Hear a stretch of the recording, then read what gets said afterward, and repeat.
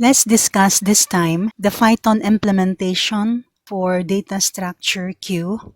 Here we defined a class type queue, and we have here declared a one-dimensional array or a list which is initially set to empty list, meaning the queue is empty at the start.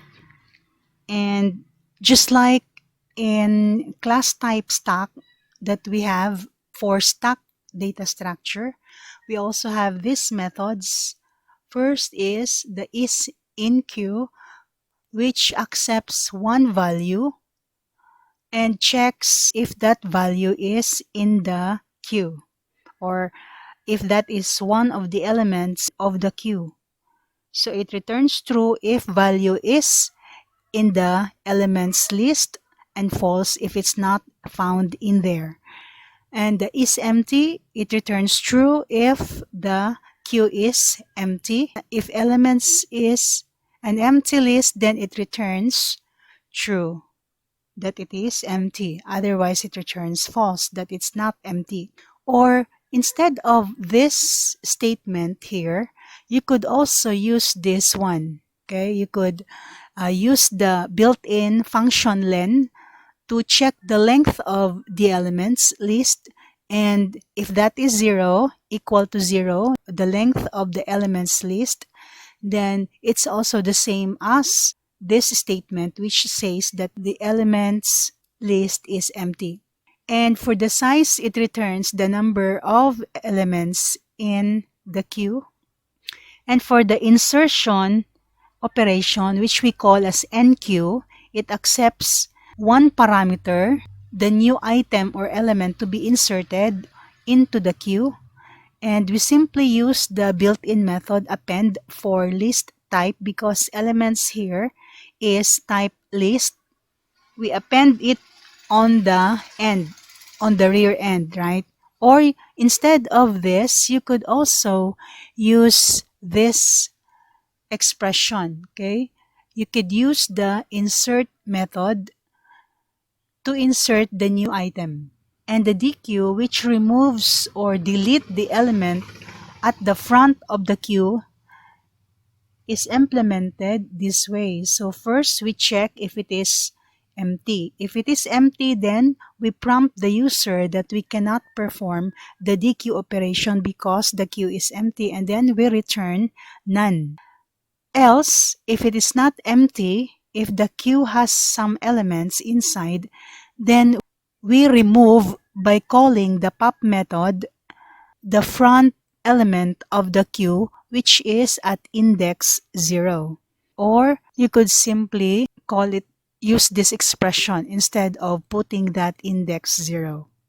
So that's for our queue implementation in Python. How do we do that? By defining a class type with the name queue. Now recall that the naming convention for a class name is uppercase on the first letter. And so this class queue has one field and 1, 2, 3, 4, 5 methods. Now in here, we have this other Python module will make use of this first module, which is Q1. That's the first module we have here, Q1, having this class type Q defined inside, and Q underscore sample1 is another Python module that imports that class type Q, this one here.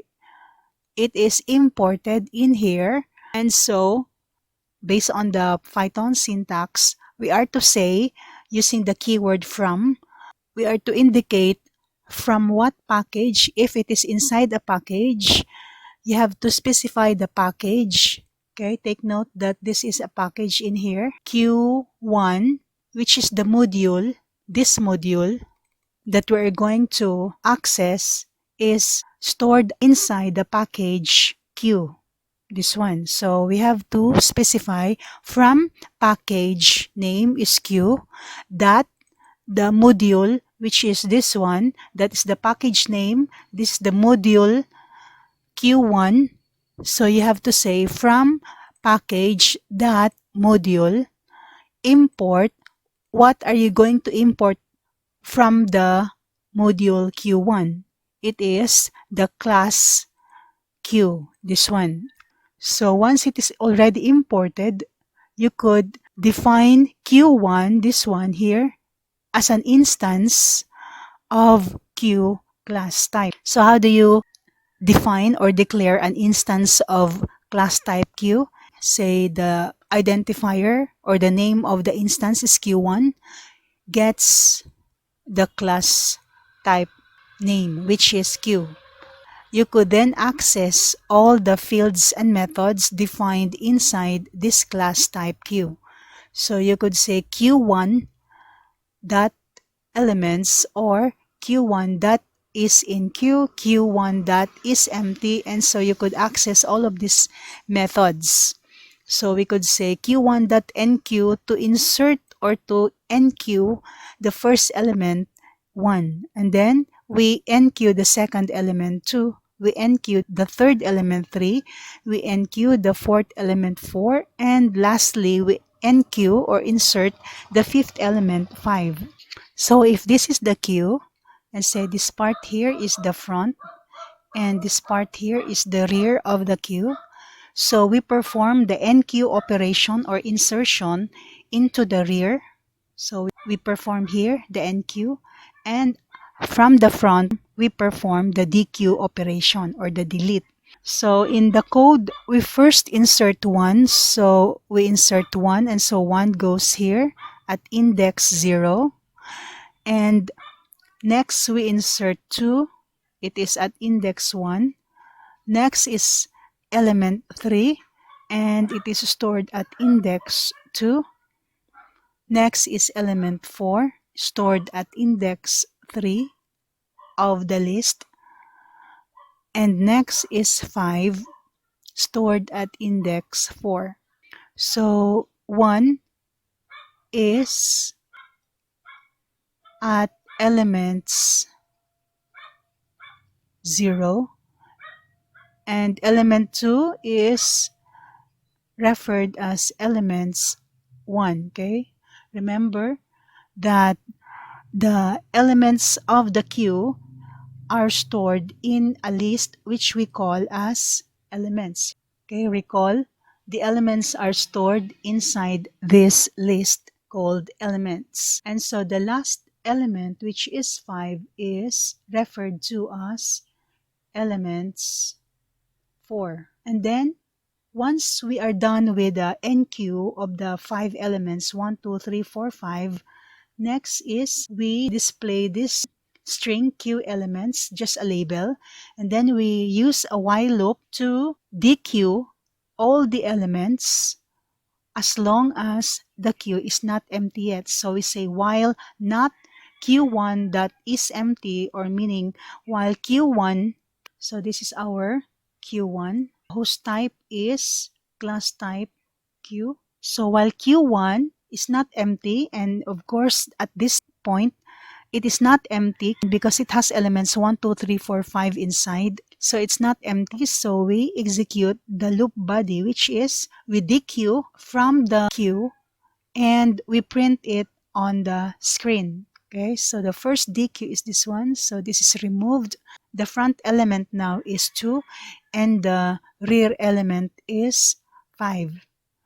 And then we go back to the condition, not Q1 is empty. It's true. There are still elements 2, 3, 4, 5. We dequeue again. So this is removed and it is displayed.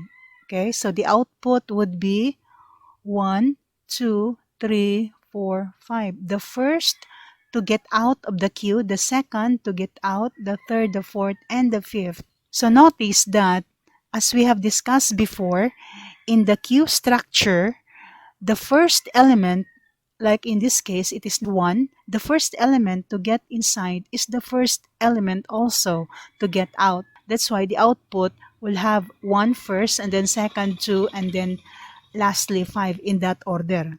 Okay, so first you input 1, and then 2, 3, 4, 5. So when you pop out it would also be in that order: 1, 2, 3, 4, and 5. After we have dequeue all of this, and this time when we check the condition in the while loop, it's already empty, so not empty is false. So the while loop is over, and we go to this print statement, which is simply to display true because the Q1 is already empty. And then just to verify that Q1 is of type Q, we display the type of Q1. So this will simply display the type of Q1. So let's try to run this one. Go here and then click run as Python run. Okay, so we have this output. The first print is this one, so we have it here. And then the while loop will dequeue each element at the front and display them because we have here a print. So the first dequeue is 1, 2, 3, 4, 5. Okay, the first element to get inside the queue is the first element to get out of the queue. First in, first out. And then we have here Q1 is empty. This method returns the value true because it's already empty since we dequeue all of those elements until the queue becomes empty. And then for the type of Q1, it is class type Q, which is defined in Python module Q1, which is stored in package Q. So this is the fully qualified name of class type Q, which is the class type of instance Q1. This one here. Okay, so this is just a simple demo Python program to demonstrate how we do enqueue and dequeue in data structure queues.